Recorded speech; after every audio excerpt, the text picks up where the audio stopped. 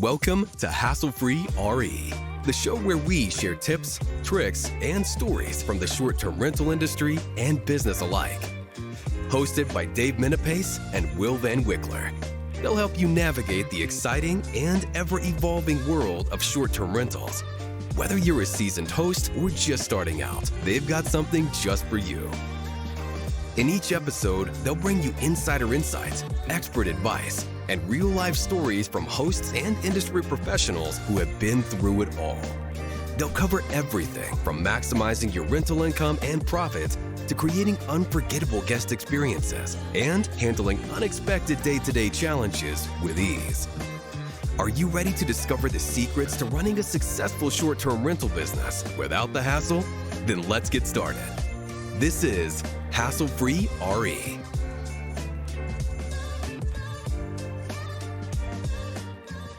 Hello and welcome to another episode of Hassle-Free RE. I'm Dave Minapace, president of the 5-Star co-host as well as Launchpad Consulting, and I'm here with my man, Mr. Will Van Wickler, New England's #1 short-term rental real estate agent.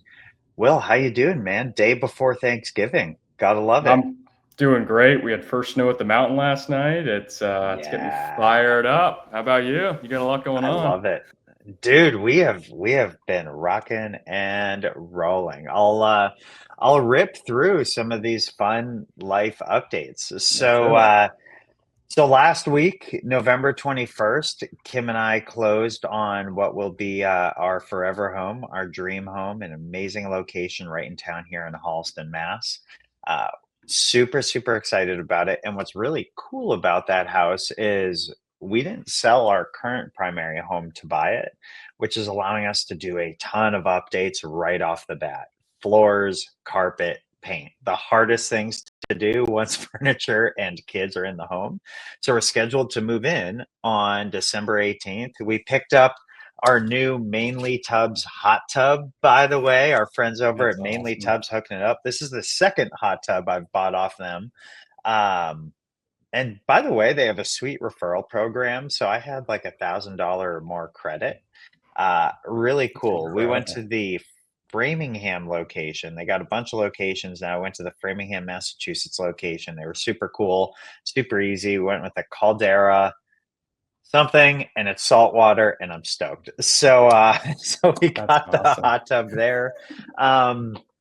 What else? We had 2 short-term rental management client launches this week up in the Sunday River market, 2 absolutely stunning chalets. You've been involved in both of them as a buyer and seller, so it's super cool there. Both of them have amazing views of Sunday River. You can check them out over on our website. You can just go to 5strcohost.com and see our properties right from there. So we're super excited about that. We also had 2 or 3 consulting launches this week as well. One of those is in the Rangeley market, and the other one is in the Sunday River market. And, you know, our passion in Launchpad Consulting is, you know, helping people learn this industry, get up, running, launched, and, you know, really make this business of short-term rentals work for them. So getting people live before Thanksgiving, always great, because lots of winter bookings come in between Thanksgiving and Christmas. This is the time to have it live, have it dialed in. And then I got one more cool announcement, my man. You know, we've primarily up to this point operated in vacation destinations, right? Cape Cod, South Shore, Massachusetts, waterfront homes, Southern Maine, Sunday River. We've been up at Sugarloaf. We've been in Saratoga Springs. We've been in vacation primary destinations. Well, with us not selling this home, or at least not yet, we've made the decision in Holliston anyways, and all of the surrounding towns, the Metro West area of Massachusetts, to really go deep on midterm rentals. So what is a midterm rental? Well, a midterm rental is a stay that lasts usually anywhere from 28 to 30 days, all the way out to a full year. People could be moving to the area. It could be, you know, someone needs a place to stay, a furnished accommodation after a divorce. It could be that somebody had a flood or fire in their home and insurance is paying for them to stay in a like kind home. in the same area in town. All the school systems are really good. It's really important for parents to keep their kids in a school system and not have to live out of a hotel if need be. So we found an immense opportunity here in Metro West, and we realized nobody else was really doing it. So now the five-star co-host of Massachusetts offers midterm rental accommodations. So really, we just sign a co-hosting contract with a homeowner, just like we do in the vacation markets. It's just a different type of accommodation that we're offering to people. And so, we list it in different areas, right? Not we still do Airbnb and Verbo, because we might allow the booking window to stay open for 2 weeks or 4 weeks, something like that, while we wait for a more midterm rental style guest to come in and book and get vetted and all that sort of stuff. But we're also listing it on Furnish Finder, Corporate Housing by Owner, ALE. ALE is a super important one. Zillow Rental Manager, the MLS. We're putting it in all these other locations. And, it's not a quick, fast, instant book situation. There's much more intense tenant vetting process. But on the back end, from a management perspective, it doesn't also take as much elbow grease when it comes to managing turnovers and, restocking supplies and all that sort of stuff. So we're super excited to offer this product really between Worcester and Boston, all the way down to Providence. But we are staying in Massachusetts for now. So that's kind of the new big news. And we're starting with this house that I'm sitting in right here. So one of my favorite things is to show, lay the groundwork with my own homes and then show what we can do. So we're really excited about it. That's awesome and fitting, because we just had that call with Ruben going over all that stuff right there. Yeah. And so for anyone who hasn't seen it, go back a few weeks, watch that interview with Ruben. It's super insightful. Ruben Kanya is like the king of midterm rentals, and he has his own podcast called The Real Estate Experiment. It's been going for like 5 years. I think it's 300 episodes or something. Incredible. Super cool. Go check that out and you'll get a better sense of what we're trying. And if you have a home, it's sitting on the market, it's not selling, or it's been expired, and you're kind of like, what am I going to do with this thing? Midterm rentals, for what it's worth, generally you'll get 2 to 3 times the amount of that of a long-term rental. So it's really neat. And if you'd like to ever talk through it, go on to 5strcohost.com, click the free property analysis. That sends an email right to me and my team, and we'll give you an idea of what your home could make if you were to refurnish it if it's not furnished, or keep it furnished if it is furnished. And then that way you can make your home a cash flowing asset until we see better seller conditions. Because right now it's a buyer's market. The home we bought appraised for $100,000 more than what we bought it for. That almost never happens, right? It's a buyer's market. It can be a little tougher to sell right now, and you do have options. So it's important to understand that. Tools in the toolbox. I love it. Yeah, man. So anyways, let's talk short-term rentals. It's an amazing time of year. Why don't, Will, why don't you give us, just a little landscape, paint a picture for us on, on the buying and selling side. What does it kind of look like as we start to finish up this year? And specifically, what's Q1 look like in your world as it relates to buying and selling for investors, second home buyers, all the good stuff? Yeah, so the name of the game right now is we're looking already into Q1, Q2, Q3 of next year. This is when we start putting all the deals together for next year. So the people that are launching right now, they really started having conversations, January, February, March, April, about getting serious about finding that next short-term rental. And it's simply just because of the inventory and how it fluctuates in these second home mountain markets that we specialize in, where sellers know, hey, I'm going to list these homes closer to the end of the season so I can make all my money, or listed in January. No, the escrow process might take 45 days. That gets you, all the way really to spring skiing, so they can make all their money on the rental side. And all the new construction, we really start to sign deals in Q1, Q2. So now's the time that we're actually starting to have calls with people already for next year, talking about closing in the fall. Right. It's crazy to think about. We're already having those conversations, but that's very normal. And that's where the market is. We're closing out all of our cost segregation specific buyers. Definitely less of those this year, which is interesting to see. Probably has something to do with the administration and interest rates. However, it's a high likelihood that 100% bonus depreciation comes back. So a lot of conversations buzzing around that as well. So a lot of movement in the market right now. We're closing out all of our deals this year, and we're already putting stuff together for next year. I love it. And, to that end, it makes me realize several of our co-hosting clients that we've launched in the last 2 months signed on as management clients this time last year Yep. as they, were getting land under contract and ground was to be broken, at first thaw in the spring. So you're right. I was thinking through, I was like, oh yeah, we signed a handful of management clients in October, November of 2023 and went live with them in September, October of 2024, some of them in early November. I love that. I love that.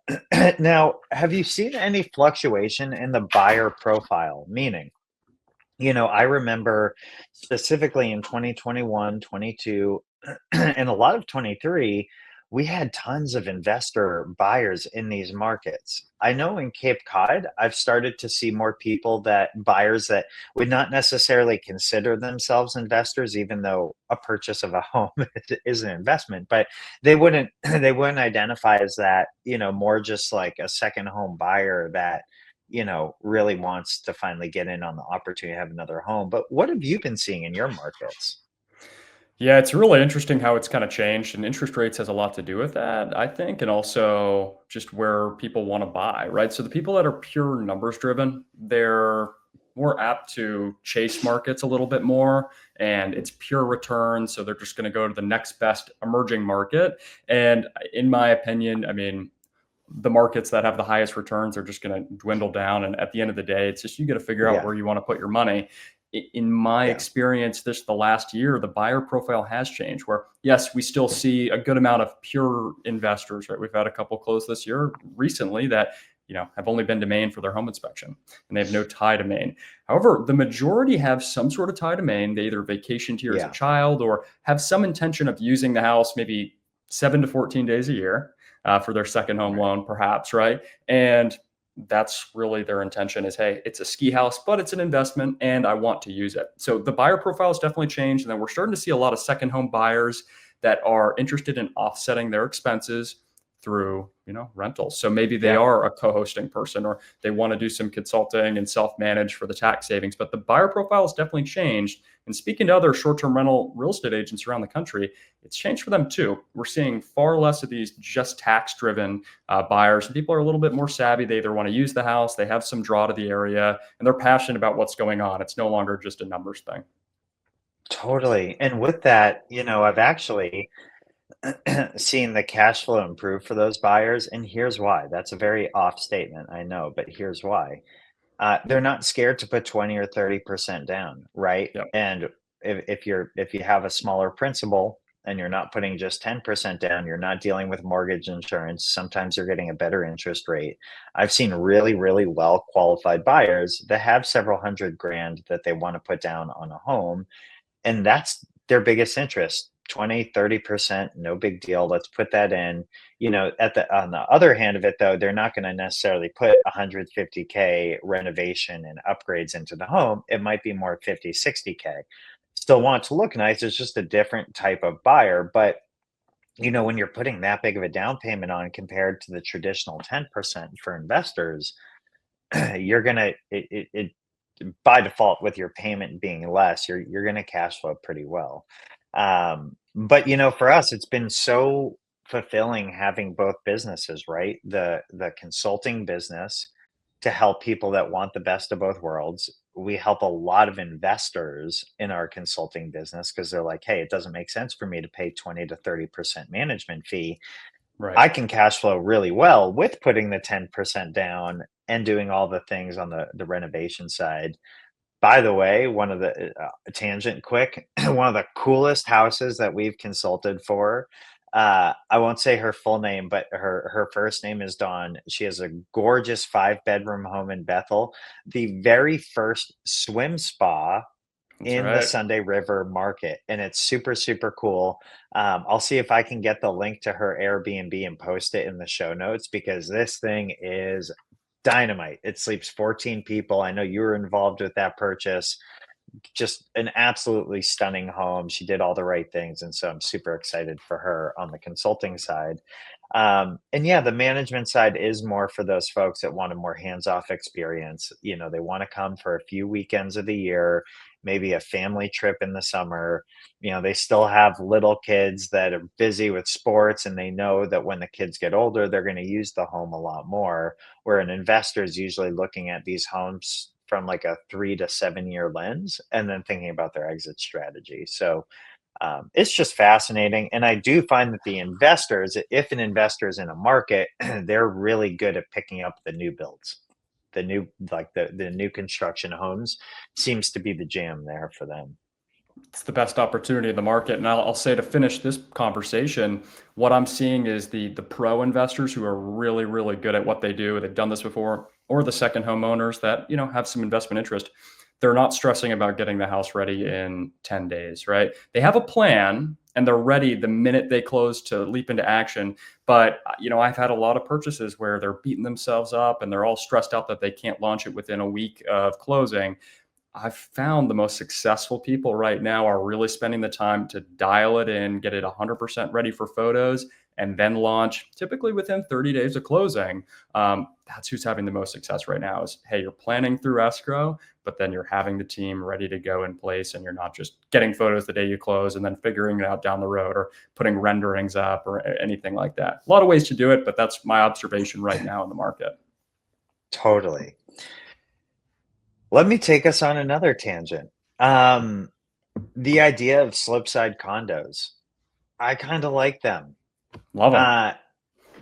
Reason being, I know we're going in all sorts of directions today, but I want to bring this up. I thought about this the other day, and we sold our home in Bethel, and we're really open to the idea once we finish renovations on our primary and at some point sell this home after we're done midterm rentaling it. We're interested in the idea of buying in the mountains again. And for us, we might go a different route rather than buying a chalet. We may buy something more of a slopeside condo. Why would we do that? Well, turns out it's kind of tough managing snow and electric and gas and heat and hot tub and all the amenities that we love. Yes, sometimes an HOA can really eat into your cash flow. Other times you can actually save a lot of money by just paying an HOA to Economies of deal with scale. everything. If you have a ton of snow in a season, not having to deal with shoveling, not having to deal with plowing, hot tub maintenance, sauna maintenance, repairs, like all of those things makes your life really, really easy. And while your rental season might be shorter, and again, if we were to do this, we would probably rent it and use it 50-50. It wouldn't be a pure investment. And having, being able to just pay $1,000 a month to have someone deal with all the crap that you don't want to have to deal with, it's fantastic. And it's also assumed that a bunch of the units around you are going to be rented out.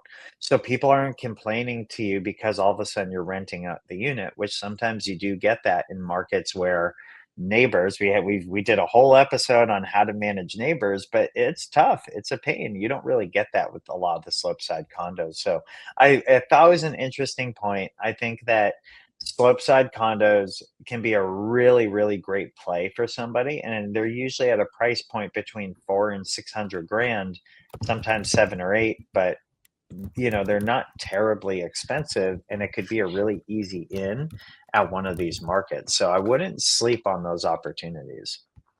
I 100% agree. And I think that's kind of goes to the point of like, hey, we just had our first snowfall. And I think a lot of people don't fully understand what to do, or they don't know, or they didn't remember to set up, plowing or shoveling service. There's a lot of value to that. And I think that a lot of investors are now starting to look outside of the box of, and maybe smaller properties or, even condos. If they're looking at an investment 5 to 10 years instead of just year one cash on cash return, they're great investments. I own one. It's probably one of the best investments I ever made. It was a low down payment in, great appreciation, and it prints money. And I don't even have to think about it, right? I didn't have to think about that. I had to think about plowing other properties last night and who's going where and what's going on and sanding and all that. I didn't have to think about the condo. So it's just an interesting conversation, I think, to your point of, looking at the investment differently, especially as we go into next year, and understanding your goals a little bit better than just jumping in because it's the right thing to do. Totally. How much snowfall came down last night? Like 6 inches. It felt like in some Nice. spots, like there's a project we have in Newry where it felt like there was more, maybe in Bethel 3 inches, but the roads were pretty slick and people were getting Yeah. stuck. They were not prepared, but winter's definitely here and it's coming. So I love it. Yeah, our team, I saw the emails go out 3 or 4 days ago just confirming, plowing and shoveling companies at all the different properties. I know the team was managing that over the last week, preparing for the storm. So it's a real thing. Winter is here. and it's coming. And I'd say, or really ask you the question. I mean, if you had 3 things to do before the snow's coming down, what are those things we need to do for our listings right now, right? Is it pricing? Is it minimum night stay? We have New Year's coming up. We have Christmas coming up. There's a lot of things coming Okay. up. I got some maintenance things to share, and then I Love got it. some listing things to I'm share. The throwing this maintenance on you. things. Let's I hear it. love it. I love it. The maintenance things, making sure you have somebody who can both plow, shovel, or can do plow, shovel, and sand. All And they three of might be those different things. contractors. Yeah. They might be different contractors. And just remember, you may get some savings by having different contractors, but what is your time worth? Is it worth it to you to layer in, if the shoveler can go at one time, but the snowplow guy can't get there for 2 hours later, and then you're sitting for a day without shoveling around your hot tub and guests can't use it, you're giving a 30% refund, or at least Airbnb will force you to if the guest were to complain. Is it worth it to have $100 savings every snowfall if you're running that risk and coordinating that?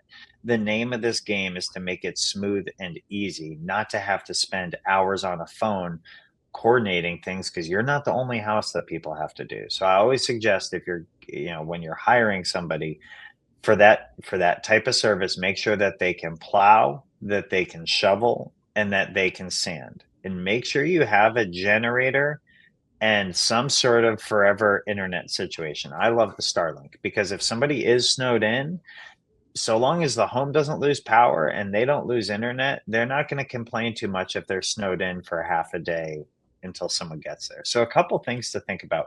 Another one, get your septic pumped.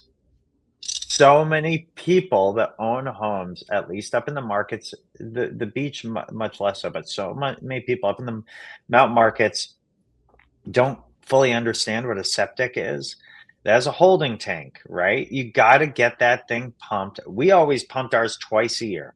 We pumped it in the spring, and then we pump it in like September, October. It might be a little bit overkill, but you do not want to have a septic issue in the middle of the winter and the toilet's not working. You have to shut your listing down right in the middle of peak season, because they can't put a new septic in when there's snow on the ground. So getting eyes on that thing twice a year and getting it pumped, sure, it's $400 each time. Budget 800 to $1,000 for septic service. Just do it. So getting that thing serviced, you might have a shot to get it pumped just one more time ahead of the winter. Like, go for it and do it. Let's see what else. So those are. Make sure you had your furnace serviced as well. We usually actually service ours in Q2, like in the spring, summer, mainly because the people that service furnaces are not really that busy at that time of year. So we just like to get on their schedule. And usually, since it's not used in the summer, it's not going to all of a sudden break ahead of the winter. So that's usually our little pro tip there. As it relates to your listing and marketing and all that stuff, now's the time, if you have them, get those snow photos up. Okay. I find that Thanksgiving break, pretty much from, today's Wednesday, November 27th, from today through the end of this weekend, is the hottest booking time for the winter. So what we do is we do keep our prices really, really high. We keep our length of stay minimums really strict, at least until we get through this weekend. And then we start first, what we do is we keep the prices high, but we reduce the length of stay requirements, and then we slowly start to walk back the pricing itself. But Love this is that. like a super, super important weekend to have things dialed in. And your next important weekend is Christmas break. And usually over Christmas break, people are booking their vacations that are going to end up being the second half of February, right after February break through the end of March. So it's like the first half of winter, those bookings come in now. Second half of winter, those are more towards Christmas. Having all of this dialed in is super, super important. And don't sleep on the opportunity to get winter photos now that some snowfall is down, and it's usually kind of quiet in early December. Like, go ahead and do that. Get those now. That way you can try and receive the photos back and put them up before the Christmas break. Those are good tips. That's everything you need to know right now. Yeah, exactly. So just like keeping an eye on that, having stuff dialed in, having your people dialed in. I always find it beneficial now to, if you have room in your home, stock up on supplies. I Mm. mean, as much as you can. And the main reason is, our cleaners let us know when we start to run low. We have 22 different perishable supplies that we stock in every home. And every cleaner has that list. So they let us know as we're starting to run low. However, I find it best. I mean, stack that storage room, lock an extra closet, get that stuff there because, we do all of our supply purchasing on Amazon and we get it shipped to Sunday River. It's just easiest, most consistent for our team. What's super, super important though is that, to note in the winter, things can take more than 5 or 7 days to get there when you have snow and all sorts of other things. Having that surplus now is super important. So I highly, highly suggest stocking up on supplies throughout this time of year. That's a great tip. And then pretty soon we'll be talking about that for the lakes and the beaches too. That's right. That's right. So with that, that's all my tricks. That's all I got. Um, one little plug I'll give too. Every other week we release a new newsletter.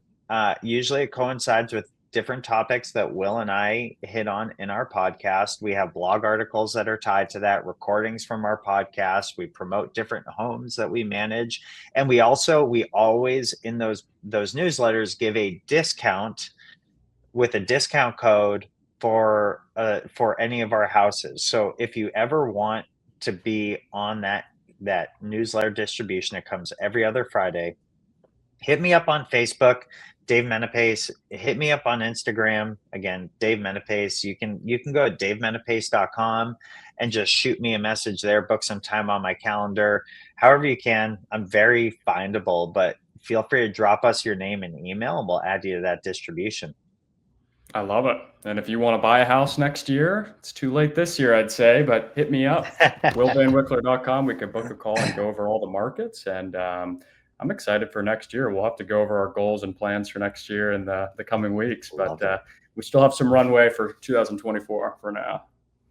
I like it. On the goals, Kim and I set out a goal. I won't say it out loud, but we set out a goal for this year and we are only 40K shy of it right now. So I know it's going to happen. It's just a reflection of how many people we try and help, but I'm super excited about it. We're like, it's within striking distance. So it's been a fun year. It's been a cool year. Yeah. Can't wait Think to see big, what we baby. can do next year. Think We're getting big. close. I love it. All right, my man. Well, you have a wonderful Thanksgiving. To all our listeners, thank you so much for tuning in. We love doing this show. Feel free. We'd really love for you to give a 5-star review or leave a comment or subscribe right on Apple Podcasts or wherever you listen to the podcast.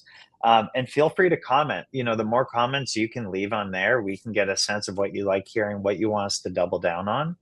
And with that, everyone have a wonderful Thanksgiving. Thank you. We'll see you next week. And that's a wrap for this episode of Hassle-Free RE. We hope you found today's tips and stories as inspiring and useful as I did. Remember, success in the short-term rental industry is all about learning, adapting, and staying one step ahead. If you enjoyed the show, please take a moment to leave us a review or comment on your favorite platform. Your feedback helps us improve and reach more listeners like you. Plus, we'd love to hear your thoughts and any topics you'd like us to cover in future episodes. Don't forget to subscribe so you never miss an episode. And follow us at HassleFreeRE on social media for more tips and updates. Thanks for tuning in.